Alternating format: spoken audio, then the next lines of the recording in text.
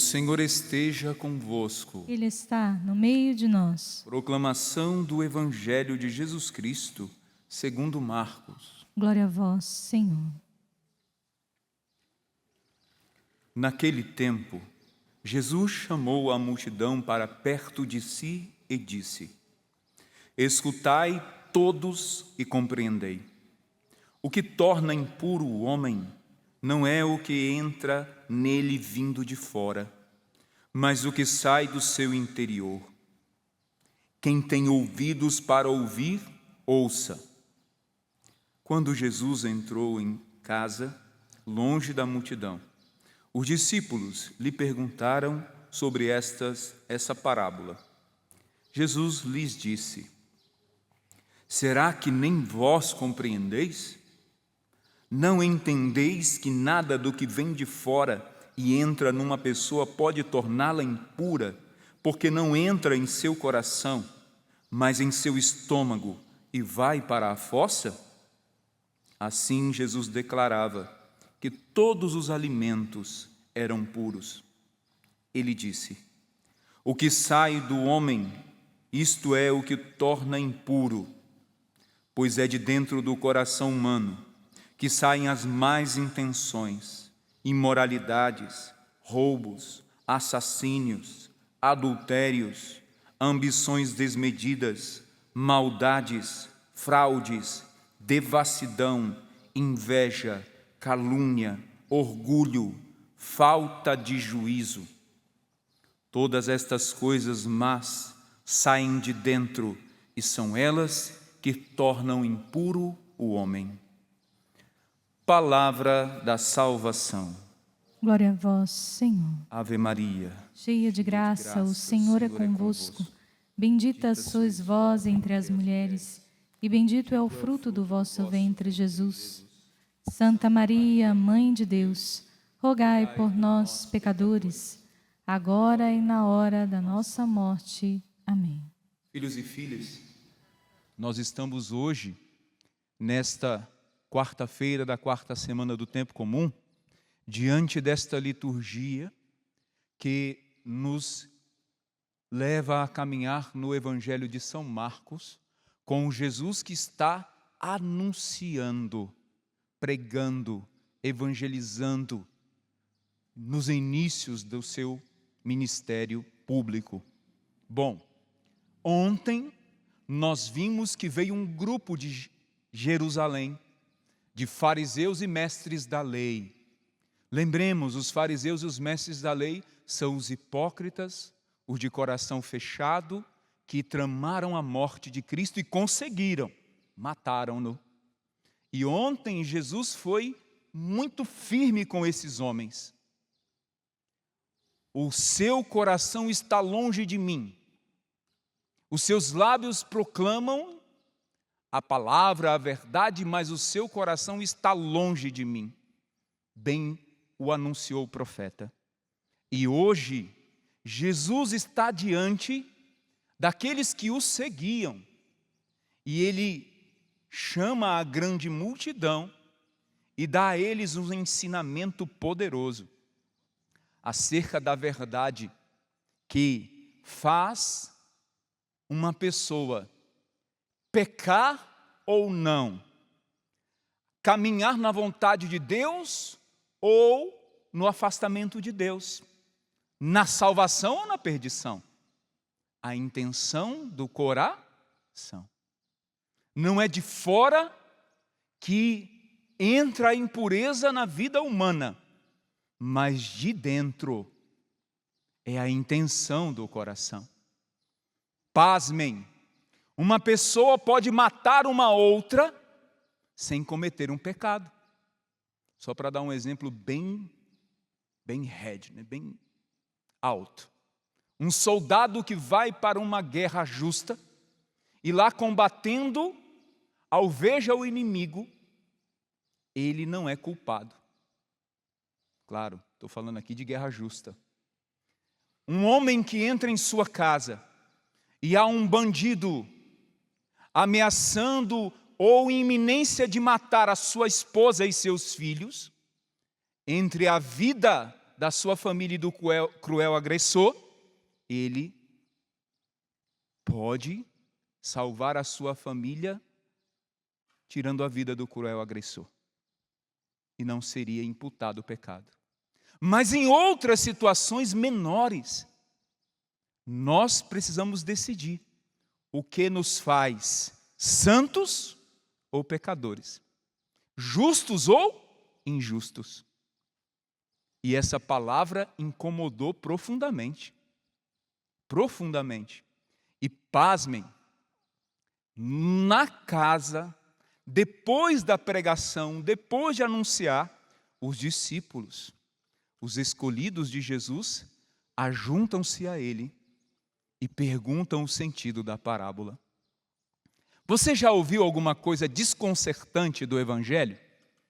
Você já se questionou, meu Deus, como pode que o Evangelho me cobre uma atitude tão drástica, tão exigente? Por exemplo, amar o inimigo. Você já se perguntou isso? Como posso, meu Deus, amar aquele que me fez mal? Como posso amar aqueles que fazem mal à minha família, à minha nação, à minha igreja? Como posso? Mas foi o que Jesus pediu, né? Lembrem que Jesus amou Judas até o fim, dando a ele a predileção na última ceia, dando a ele o pão embebido, tendo-o ao seu lado no lugar de honra. Mas Judas fechou o coração e se perdeu. Mas Jesus o amou até o fim. Então nós devemos amar também nossos inimigos. E os apóstolos perguntam a Jesus no interior, em casa. E Jesus os repreende, mas os ensina. Você já teve coragem de perguntar para Jesus: me ensina esse negócio de perdoar meus inimigos, Jesus? Porque eu não estou conseguindo. Dói ouvir aquela voz, dói lembrar o que ele fez. Meu Jesus, parece que para ele não mudou nada. A pessoa continua má. Me ajuda.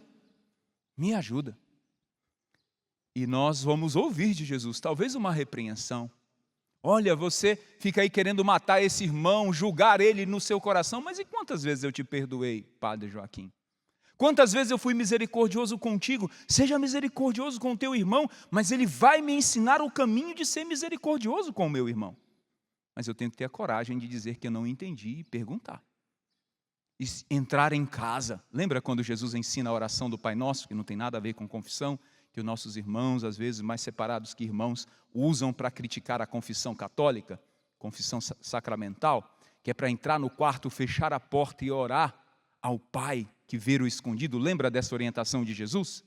Faça isso, entre no seu quarto, pergunte a Jesus as coisas mais difíceis que você não consegue compreender do Evangelho. Como pode a Santa Igreja Católica, a Igreja de Nosso Senhor Jesus Cristo, instituída por Ele, exigir dos seus filhos casamento até que a morte os separe? Como pode uma mulher que sofre as realidades de adultério, de dificuldades de relacionamento, ser chamada pela Santa Igreja e ir até que a morte o separe? Como pode um filho que tem seu pai alcoólatra, ou seja lá o quê, ser chamado a perdoar o pai até que chegue o perdão em sua vida? Como pode?